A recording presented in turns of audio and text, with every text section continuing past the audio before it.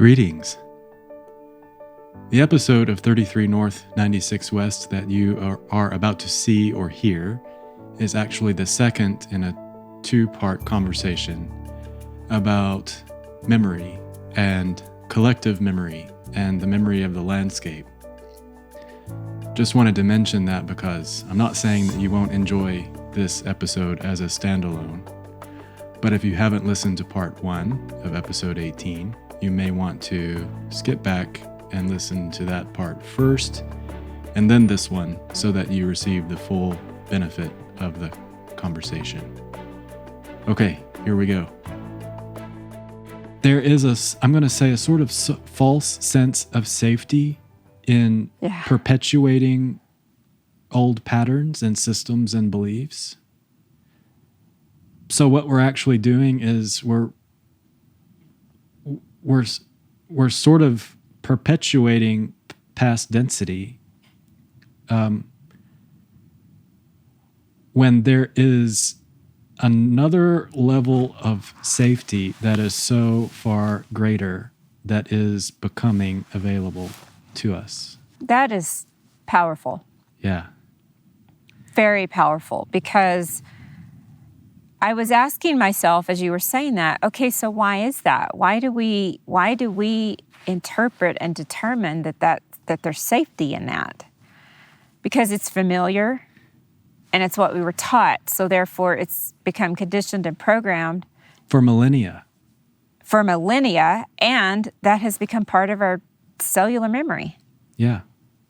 It's within us, but we do have the choice, which is what we are having these conversations about, is remembering our own free will and our own choice to make those decisions of what do I really want to do with this. And it's the same when you're walking into a room as any human being having an interactive experience with your fellows, or if it's a shaman in a natural environment transmuting the memory of a landscape.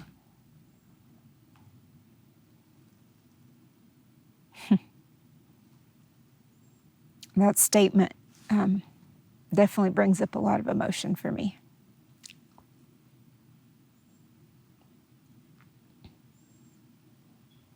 Because it's absolute truth for me. It's my experience and it's my truth. Yeah.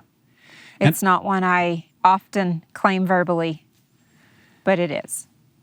I think we have, I may have said this as we were discussing right before the call, but we're at a convergence, you and I, here with this one. This is a special, they're all special episodes, but this is a special moment, and I'm really grateful to you for letting us go here. The reason I wanted to express what I just did in the way that I did is because I have a sense that it's very easy and comfortable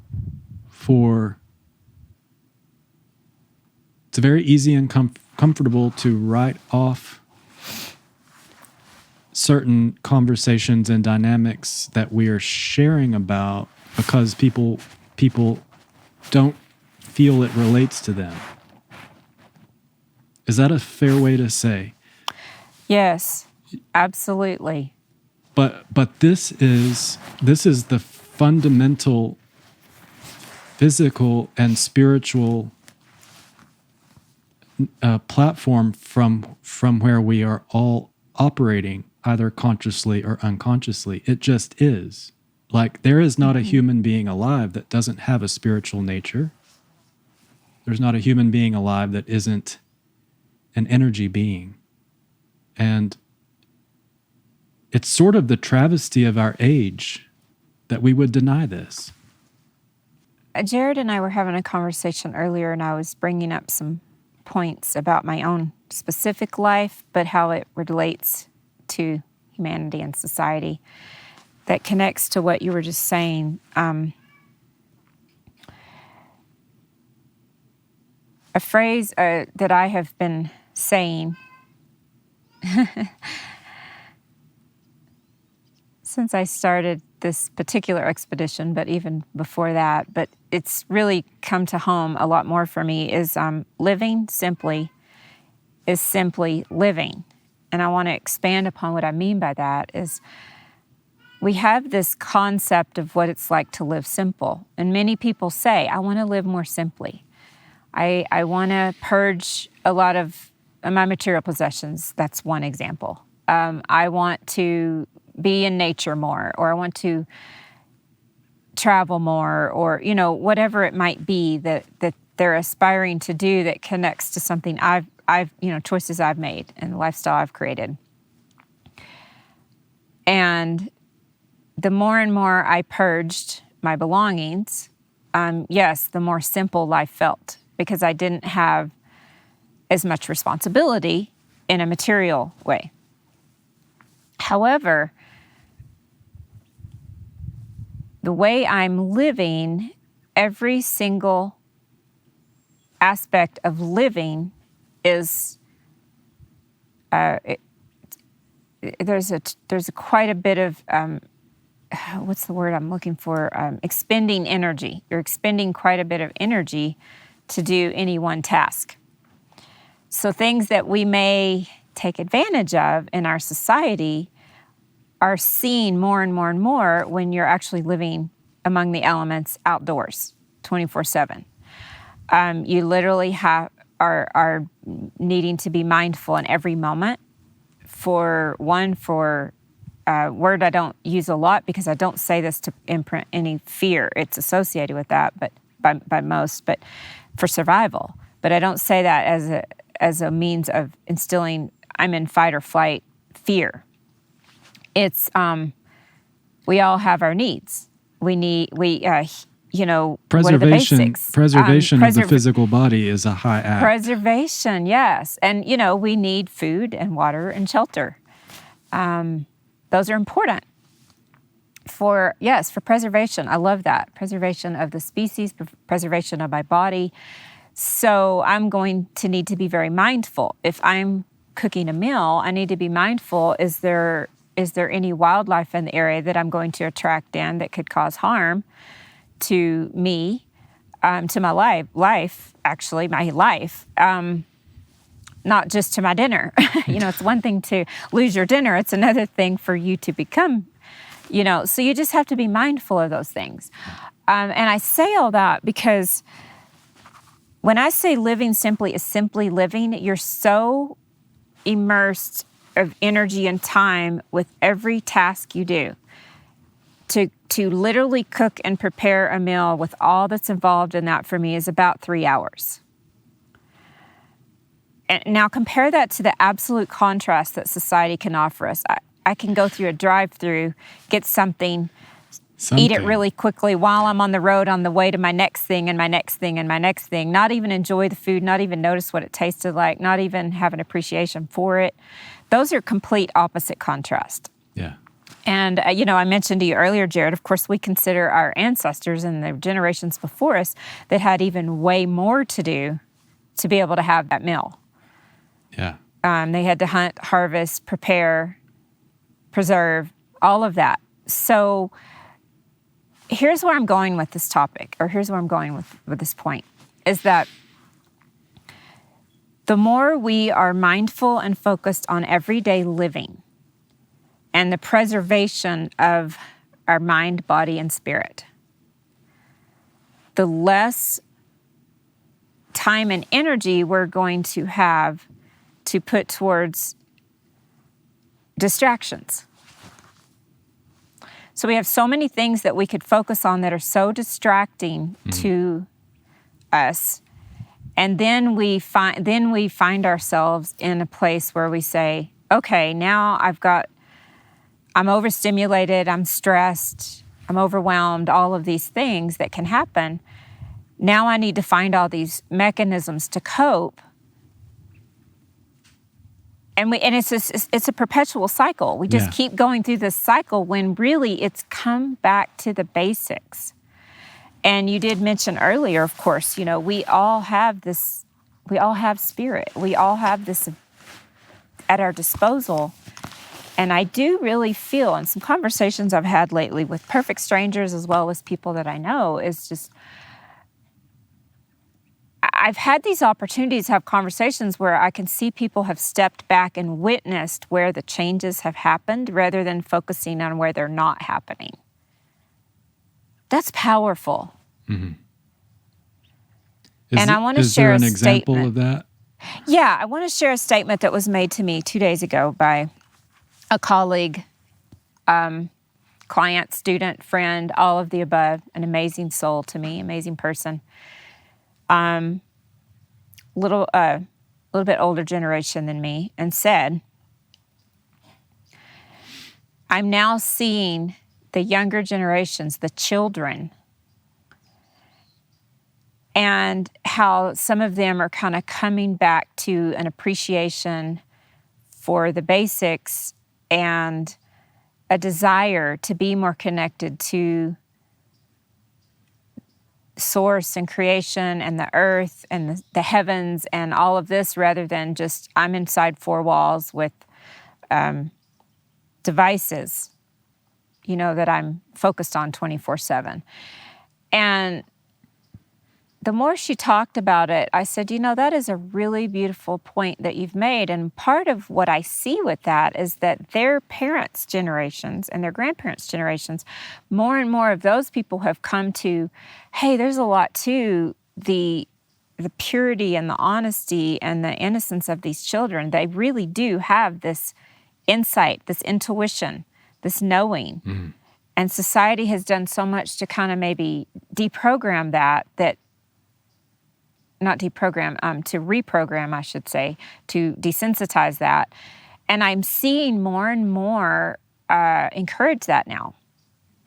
Beautiful. And I think that's a beautiful thing to witness and step back and see that it's just another way of choosing your perspective.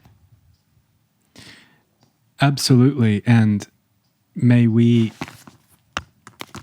okay, I'm just going to say, I'm less and less subscribing to the idea of aging, but yes, absolutely. What I'm wanting to say is, we may learn from the children, and we may remind ourselves of the innocence that is true to who we are as adults. When I'm tuned in the most to who and what I really am, I feel more innocent and childlike. Absolutely. This is what's natural to us. And I totally, well, let me say, regarding, I don't think it's your intention to express that the direction humanity should or needs to go in is for us to all abandon all of our advancements and take our shoes off and walk into the wilderness. There's certainly, of course, value to those of you who are engaged in being that intimate and interactive with the land. But a lot of our progress is divinely inspired. And so I am eager and excited to see where everything is headed. And I think one thing that you spoke to is that more and more are, how do I say, less and less able to ignore the evolution that's occurring. Yes. Yeah, you said that, and then recognizing the children that are currently incarnating, that are the advancement of the species. I mean, think about it that way. And every now and then we have a quantum leap, don't we? We do. And I want to also add and support what you said, is that for me, the children, if you will, it is an energy, and we all have it. Yeah. And the more we are in alignment with our essence and truth, the more childlike and, I'm just going to say childlike, the more childlike we can be, where we have that. Yeah. A child that like looks down on the ground and sees the microcosm within the macrocosm. They see this whole other life Yeah. You know, there's Yeah. these bugs and there's the, you know, whatever. And they are very mindful and aware of that. Another thing I notice, for example, in travel, just observing, the children notice the wildlife coming out of the woods. It's almost, it's more rare for the adults to notice them unless they're, I mean, for example, in the way I live, I'm very mindful and aware of them, but many don't even notice them.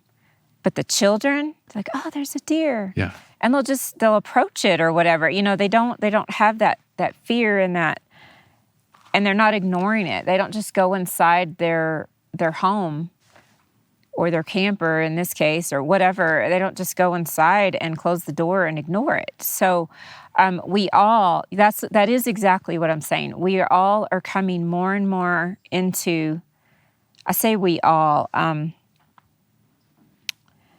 Well, society as a whole is having more of those experiences as well as many individuals.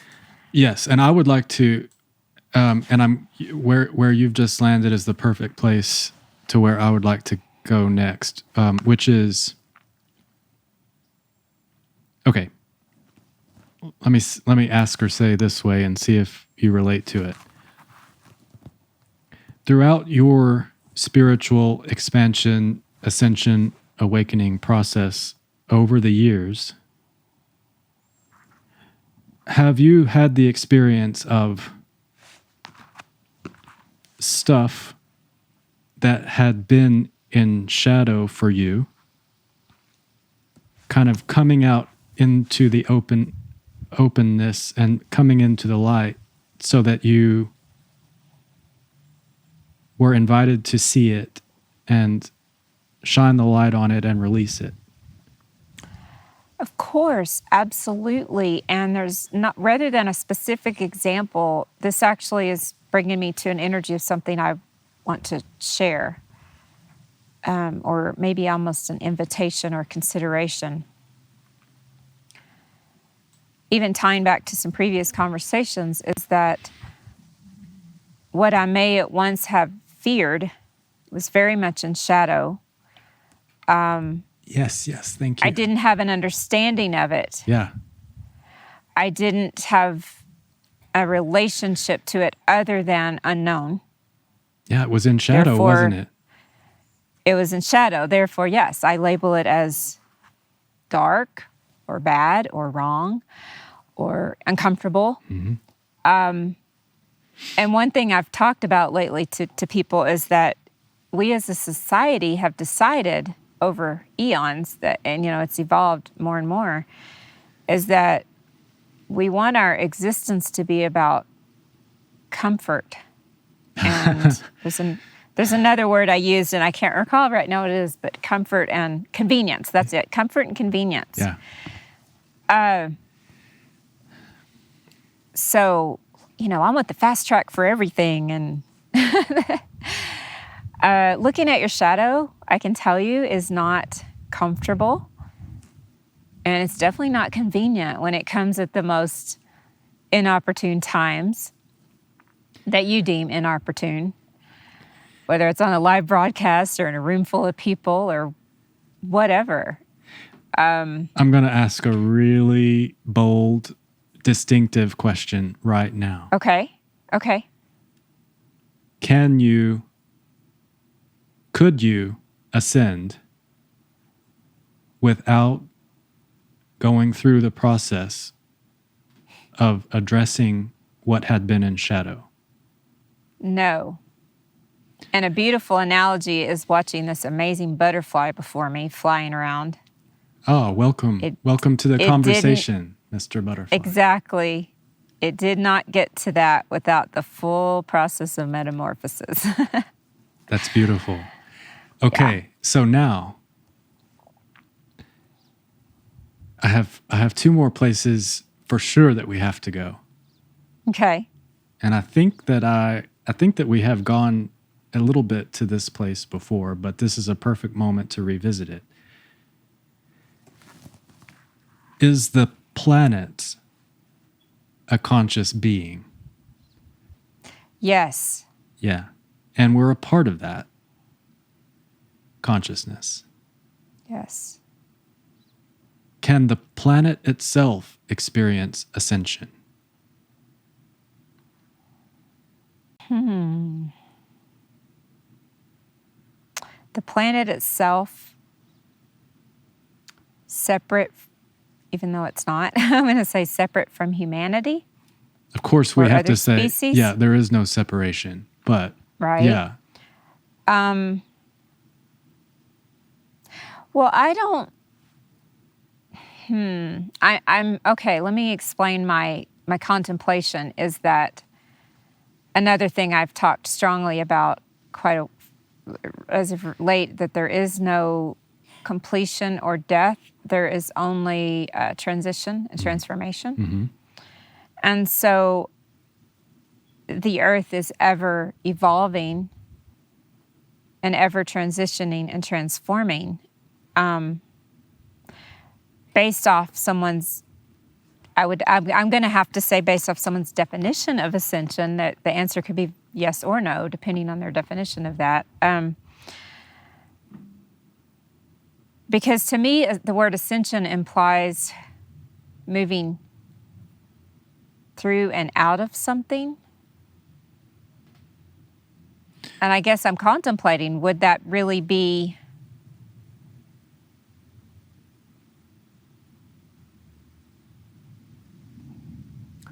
it's a very, very beautiful philosophical question of deep contemplation, to be honest, for me. Because I know the answer. I know the answer energetically usually would be yes, but I do find myself saying there is no yes and there is no no. The question for me would be what does that mean? I guess. I'm not sure if we get to know the answer to what does that look like or what does that mean. I agree with you. That's why my mind just went, phew, like exploded with the question of the possibilities. Yeah. Thank you. Me too. Wow. My intuitive sense is that we are at a moment of tremendous potential as a planetary consciousness. Yes. And so, as you've just expressed, or as we've just expressed, when you as an individual are ascending in your consciousness, you are invited to bring stuff. It's like stuff, it's not like you have to do it. It's like the stuff is just there. It has been in shadow, and now all of a sudden, because you are raising your frequency, you are ascending in your awareness, all of these things are witnessed by you. And as you are ascending in your awareness, they are known in a new way and then released to the past. If that's true for an individual, may we also consider the implications of that on a cultural level and on a civilization level and on a planetary level. Yes. The tying back to earlier in the conversation about the energy of peace. You brought peace to the soil that carried the memory of all of that pain and atrocity. Right. You made it new. Absolutely. Do you have that power? I do. Yeah. And so do you. I mean, consciousness. You said the word consciousness right there. Yeah. That is what we are affecting. Yeah. Everything. Yeah. Everything that is claimed, every statement, every thought, every decision, every emotion, every feeling, everything is impacting consciousness. And your consciousness is impacting everything. Absolutely. It is not just one way. Is there anybody that's excluded from this? No. Is there anything that has been made manifest at whatever level in our experience that isn't the product of consciousness? No. Yeah. And so we have this perception that this is happening in a construct that we call time. It's one eternal moment after another. But we have this idea of time, and we have over a long period of time, we have made this that we see and experience around us, this planet called Gaia, of which we are a part. You can think of us like each human being is like a neuron bouncing across a synapse in the brain of the planet. That's just an analogy to get you to relate to it in a particular way. Every being that's on the planet is included in this planetary consciousness, and the elements are included in this planetary consciousness, and the rocks and the rivers and the trees and the soil and the air. That's all the stuff we mostly think we can see and perceive. But there's more that we can feel, that we can know, that isn't, it's just beyond the reach of our physical senses as most of us have developed them. We can claim other layers of physical perception. It's like those are muscles we can work on as individuals and as a species, so that we can be more aware of more of these dimensions. We're all a part of this. Even when Jared's being superficial and he's just worried about the size of his triceps. But that's okay. It's okay.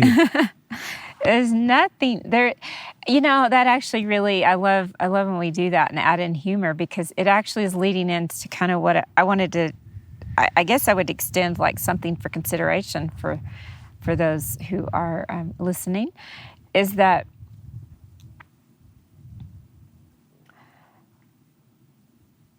being aware of your intuition, your instincts, your connection to these things outside of our physicality. The more you do it, the more you develop it, the stronger it gets, because it really comes down to your trusting it, having faith in it. And having said that, I want to bring in something just very, real experience, if you will, for us all, is that, so some of what we've talked about, to give an example, you walk in a room or you walk onto a piece of land or anything, or into a house or building, and you sense something. And I'm strongly saying the word sense. You might not see it, hear it, smell it, but you might sense something. Mm-hmm. That is your intuition. Yeah. We have been taught and conditioned and programmed that because we're sensing something a little different,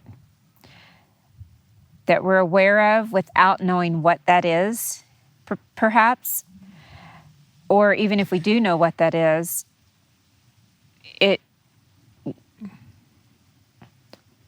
just bear with me as I try to explain what I'm saying.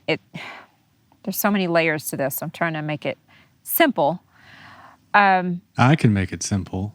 Okay, that would be great. And then I will expand upon it as I try to find the words. This is if I need to. Homogenization of our spirituality and consciousness over the past couple of millennia. So we were all encouraged through the use of fear as a mechanism to commit and subscribe to a religion. And then we all go to a school where we're all taught in the same ways to use our apparatus in the same way. It's like the culture we encouraged ourselves. I'm not going to act like I'm the victim of a system. I'm part of the system. We have created systems that encourage everybody to homogenize, and that includes our senses. These are, in some ways, senses are shared. Like we can all see the sky. But if someone wakes up tomorrow and has a disagreement and perceives the sky as green, the rest of us are going to argue with them. Mm-hmm. Sky's not green, it's blue. Well, that person may have had the experience of a different frequency of the sky. But because we're all encouraged to be homogenous, we're actually afraid to allow this person their experience of the green sky. Is that a good way to simplify what you were? It is a really good way, and it's a wonderful lead-in to something I wanted to make very,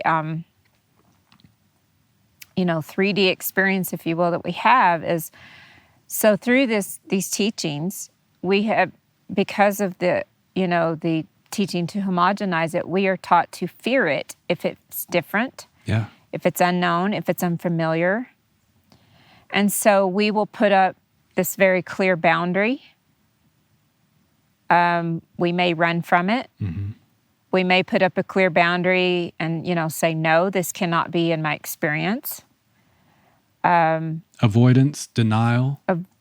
Absolutely. Avoidance, denial. These exactly are energies that we will perhaps take on.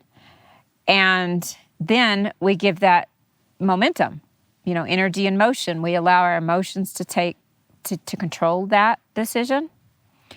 So I'm going to speak to a couple of points here. Number one, if your immune system, I used the wrong term, actually, I'm sorry. If your nervous system, which of course is connected to your immune system, if your nervous system is not in a place where you can immerse with and in that energy from a place that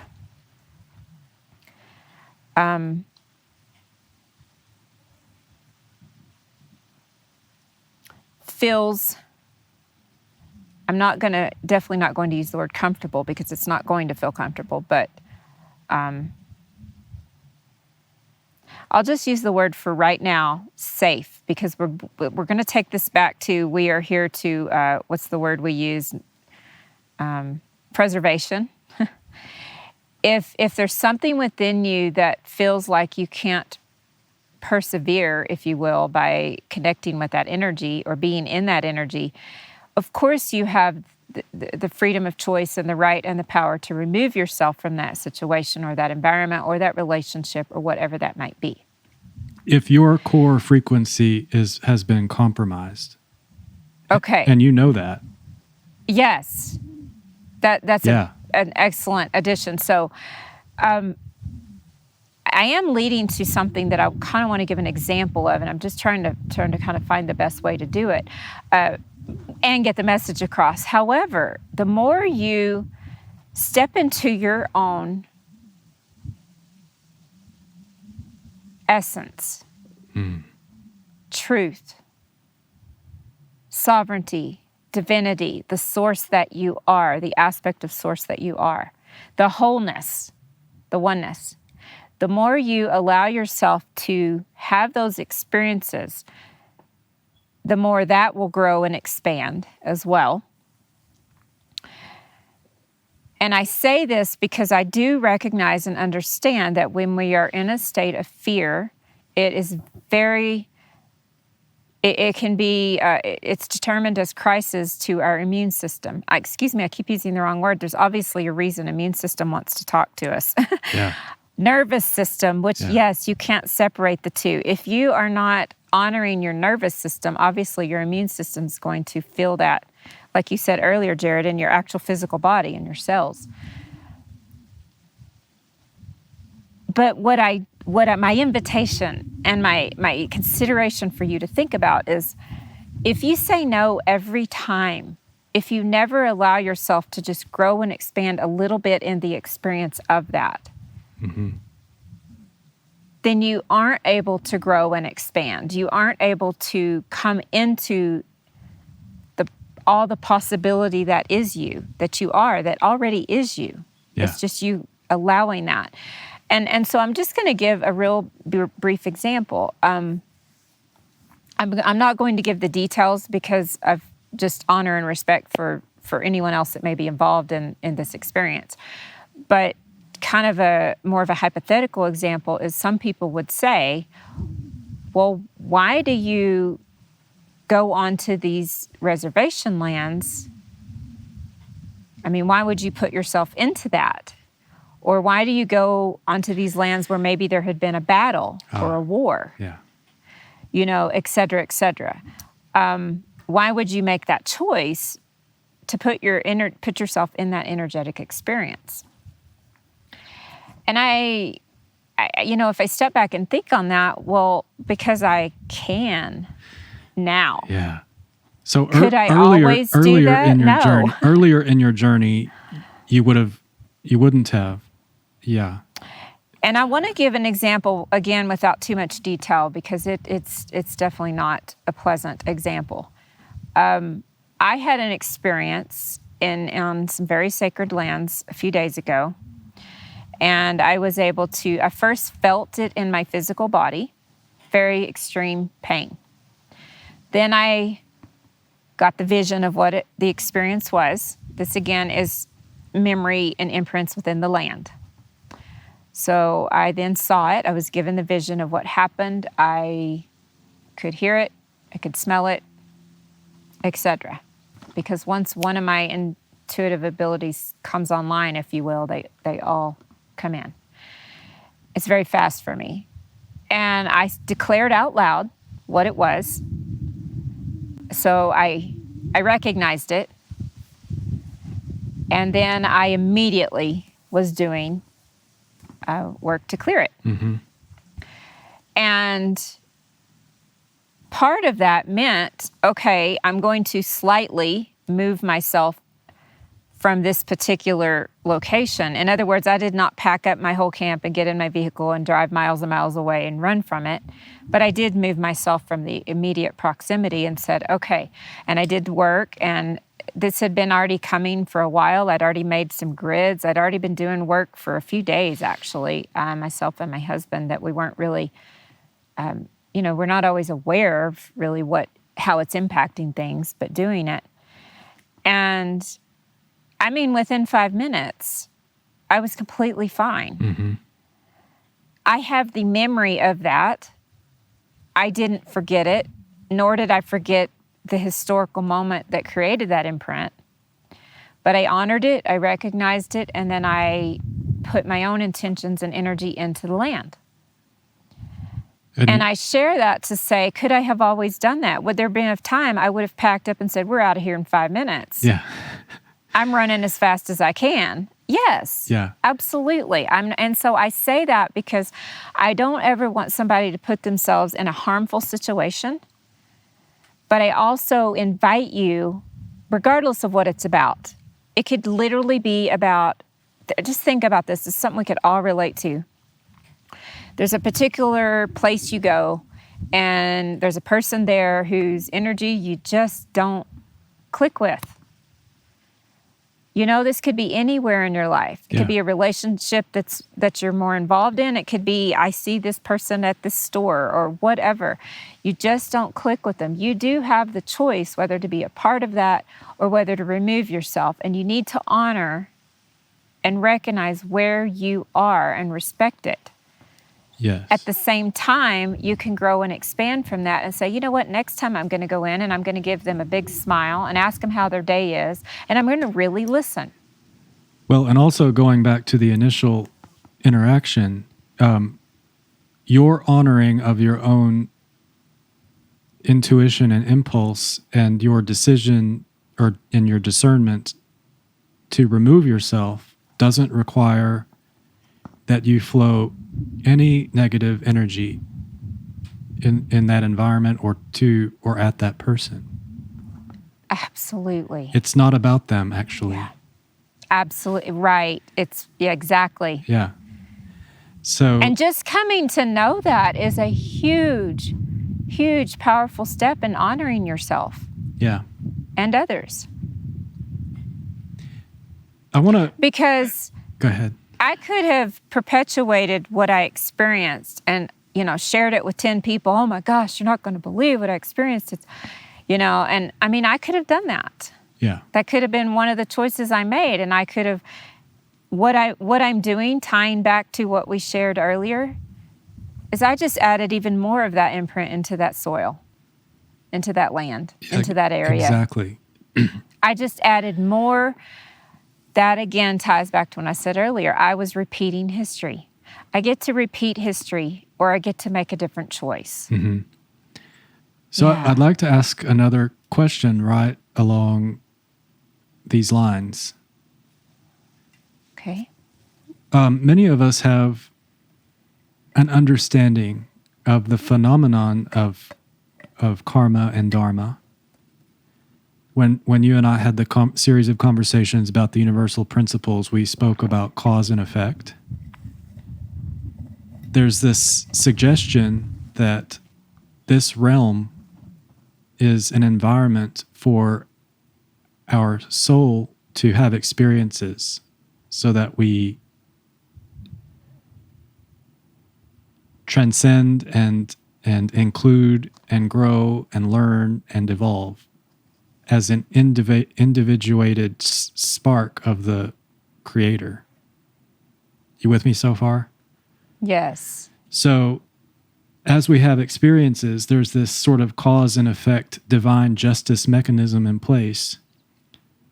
So if we miss an experience, our soul actually wants to come back and I don't want to say correct things, but have experiences again until we get the essence of what our soul was looking to learn. With me so far? Yes. So what about the idea that some of this is personal to us? Like Jared may have some specific things, his soul.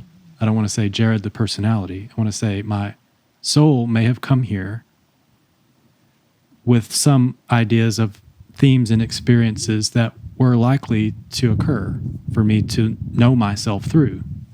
Some of it's personal, but some of it is transpersonal, and some of it is collective.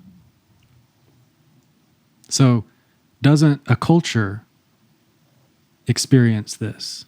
A country? A planetary consciousness, perhaps? So, when someone says to Terri, well, why would you do that? You just need to be having a good time. Well, perhaps Terri's higher self, her God spark, her essence, came into this very special moment on this planet with some specific ideas, and she came with an apparatus that had some special capacity, not special, some specific capacities that she was particularly tuned and might find herself in a position to sense and feel these energies in the land and relieve them in a way that benefits those energies, the landscape, all of us. That's a transpersonal gift that she's giving. It's not specifically her stuff.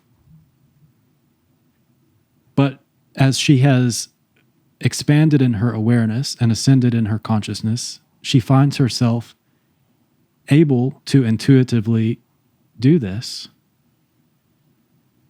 And so when you say the answer to the question, why would you do that? Because I can. Well, that's brilliant. Like, this is your willingness to accomplish a level of service with the gifts that you have. I think that's something we may all focus upon. Like, what's the highest level of excitement and service that any one of us can offer with the gifts that we have? It doesn't mean that everybody has to, like we said earlier, everybody doesn't go out and become a shaman.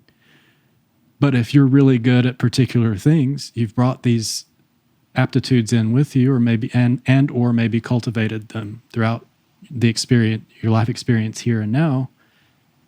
Those gifts are offered in service. Are you following this? Yes, that is so absolutely beautiful, profound, brilliant. And right before you said the ending part about, we all can look at this, I was hearing the question, I just, seeing what the words are, but to ask you, Jared, to maybe share a way that has happened for you. Oh, gosh. Well, thank you for... coming back into... I don't know that those are the right words. I'm just going to say what's flying out of my mouth, and you can use them or not. But just, you've talked about, you kind of went into a little bit more of a hermetic state for a while. Yeah. And then coming back more into society and so forth, I think that would be something really powerful if there's any aspect of it that you do feel called to share. Sure. So speaking, I'm going to, just to begin to respond to that, I'm going to take us back to earlier in the conversation where we spoke a little bit to the phenomenon of your etheric bodies, your aura, and going into a room. And what I want to add to that, to respond to your prompt or question, is I've come to understand that my energy bodies, my aura, operates in a way that, using the language of the human design system, is open and enveloping. So it functions by taking in everything and including it. And do you understand this, Terri? Yes, yes. So I had arrived at and I'm actually understanding this more and more clearly very recently. So this is a beautiful moment to share about it. But I had arrived at a moment in my life experience toward the end of 2020 where I had accumulated a lot in my auric field, in my energy body, because I had been really open and really enveloping. And so, as Terri suggested, my impulse to move into this hermit phase was really honest and authentic, and it has served me on so many levels in so many ways. But one of those was to transmute and clear and release a whole lot of stuff that had been accumulated that wasn't really me, that I didn't really want to be hanging on to. And there's been a natural process for me, and I think Terri can agree and attest to this in her experience on her spiritual journey. Actually, she already has. So once you develop this level of awareness about what's going on with your energy, then you move into subsequent situations knowing, okay, I'm about to go out of my house with my clean light aura, and I'm going to pick stuff up because that's what it does. And then I'm going to clear it out when I get home and realize that it's not mine and I don't need to keep it, or realize that I can do something to serve it or to release it. And so that's very similar to what Terri was saying about slightly moving her campsite, doing the work, and then releasing that energy. She's not going to carry that around with her the rest of her life. So that's one layer to this that I wanted to say in response to your suggestion. The other layer to it was, this time has been, for me, the end of like a 7-year cycle. And many of us are beginning to understand that there's a process of sort of re-articulation of the body, the physical and the subtle bodies, when you undergo a profound shift or change in your experience. This is actually at sort of the end of 2019 into 2020 was like the first 7-year cycle. I'm kind of moving into another thing. Since I had a sort of a series of profound spiritual experiences that changed me profoundly. But like, you can have an experience like that, and then you find yourself in the life, a life around you that you've made for yourself that's the same as it was before, and you're like, oh, what do I do with this? So part of this process for me has been knowing myself, reconnecting with myself, rediscovering, and then redirecting how I serve. And a big part of that has been to begin to use my voice to share and express some of these ideas with the intention of just making them available to anyone who has the ears to hear them. So that's what it wanted to intuitively come out based on what you asked me, Terri. You're welcome to add anything to that. I think that was all-encompassing, just absolutely wonderful. And many things were stated that if we all step back and reflect, we can definitely relate to. Yeah. Because I love how in you sharing that, you didn't share judgments of any of those decisions. And that's really what we're here extending as an invitation. And let me say to that was a big deal for me. I mean, I'm remembering a person named Jared. There was no one more self-critical than he. Actually, he was the only person that he didn't love. Yeah. That's changed. That's a huge change. Yeah. And that really is what we talk about, is finding that self-love and self-honor, being self-realized. It's all encompasses, it's all comes together. Yeah. And it's a universal trajectory. Absolutely.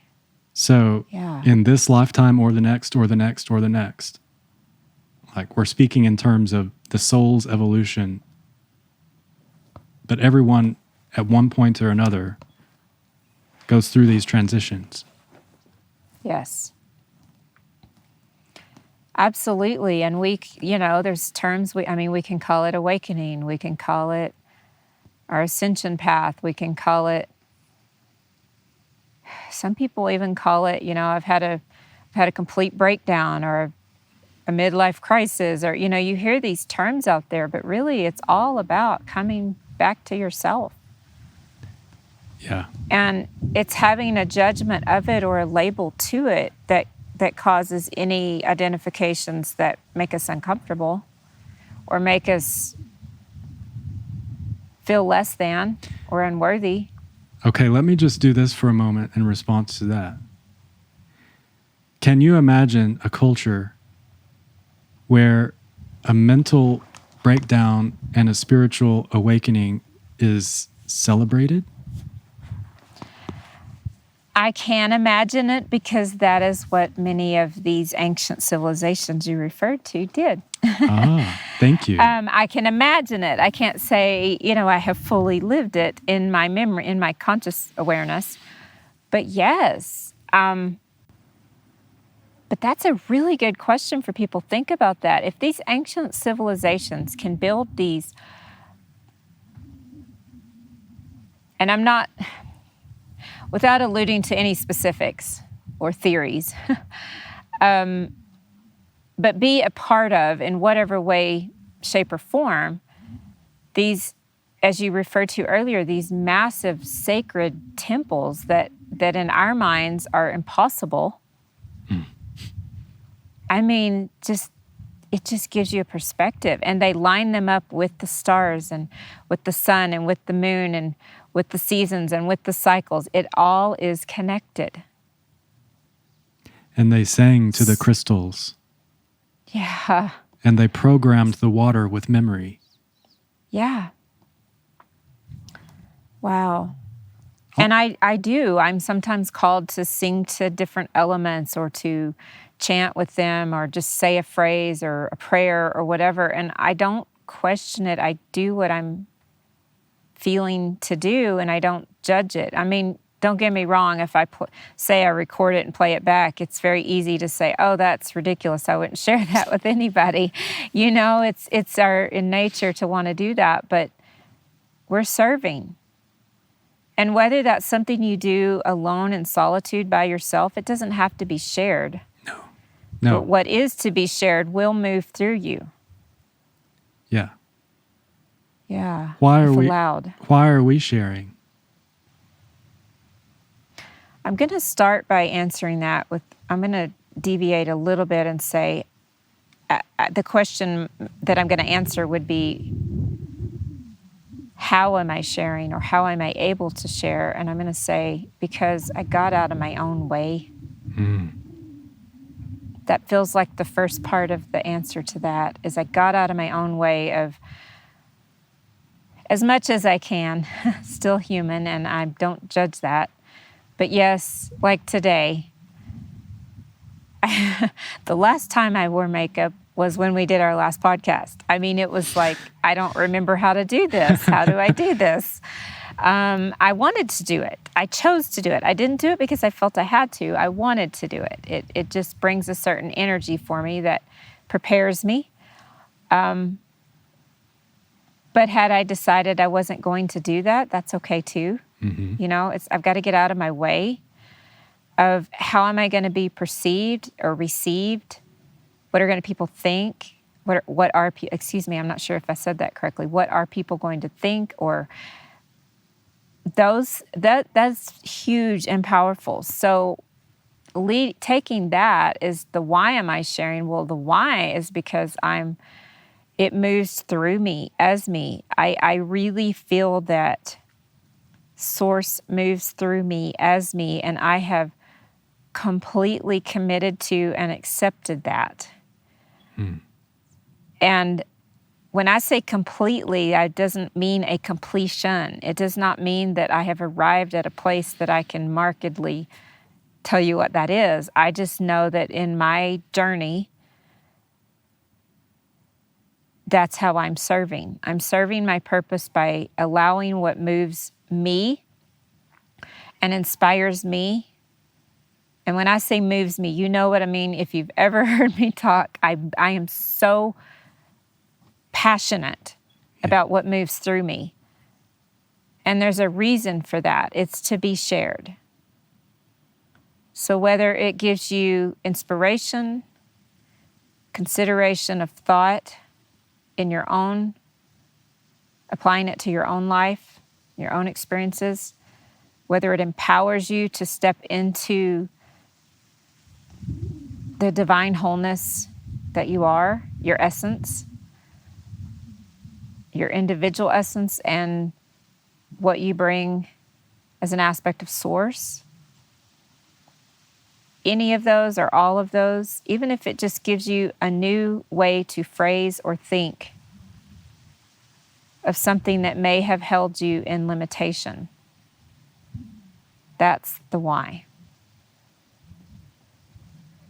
That's wonderful.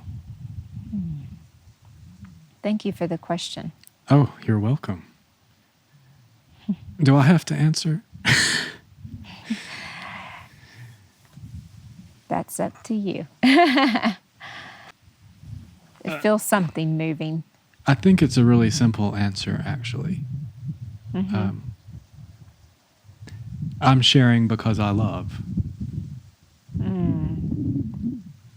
Absolutely.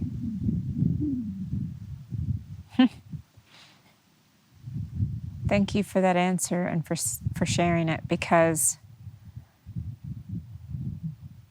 those moments in our life when we think, what are we doing? Or what the heck am I doing? Very often for me. What the heck am I doing? And why? Why am I doing this? It goes back to my answer about going on to these sacred lands because I can. Because I am love. I love that you said that. I am love. And I mean, how is love expressed outwardly is through sharing. Yeah, well, maybe for me, I mean, I think that everybody has a very intimate relationship with what and how they express. We're getting into some really sacred areas with this. I mean, it's a very, as we've said before, every being is on a very specific trajectory and is very specifically important, is very specifically here now with very specific gifts and aptitudes to serve and present and express in perfect ways, perfect as them, you know? And so I think that's been our encouragement, is to give yourself permission to tune into that for you. And I think for me, as a part of this process, it was simply like, how I will begin to express next is to use my voice in sharing in this way. For now, I don't know what's coming next. I know that you're the same way. Yeah. So. Yeah. It's really interesting. The more and more I evolve out of what my life looked like before, the less and less I know where it's headed. Yeah. Yeah. And the more and more comfortable you become with that. Absolutely. It's kind of like there's this ebb and flow and this sort of spiral of energy, I'm sure, for you to, you go out and you come in and you go out and you come in. And each time you do that, you're stretching and opening up more. Feels like that's just a natural pulse of creation, doesn't it? It does. Absolutely. Yes. That's a really, I think, excellent way to close on such a sacred topic. I think that I will add a suggestion for our listeners for a way to kind of take some of the spirit of what we've contemplated today and do something with it.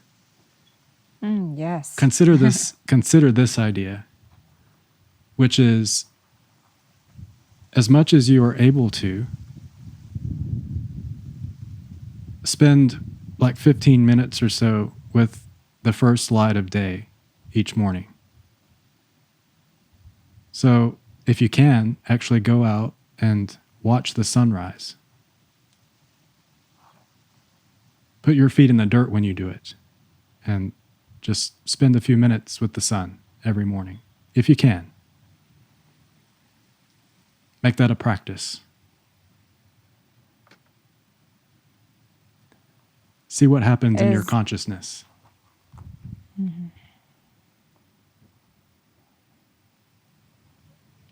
It's definitely a wonderful, wonderful experience every time, and a new one every time. Yeah. And if you haven't seen one for a while, it will be the reawakening of a relationship. Yes. Okay, shall we leave it there? I think so. That was, yeah,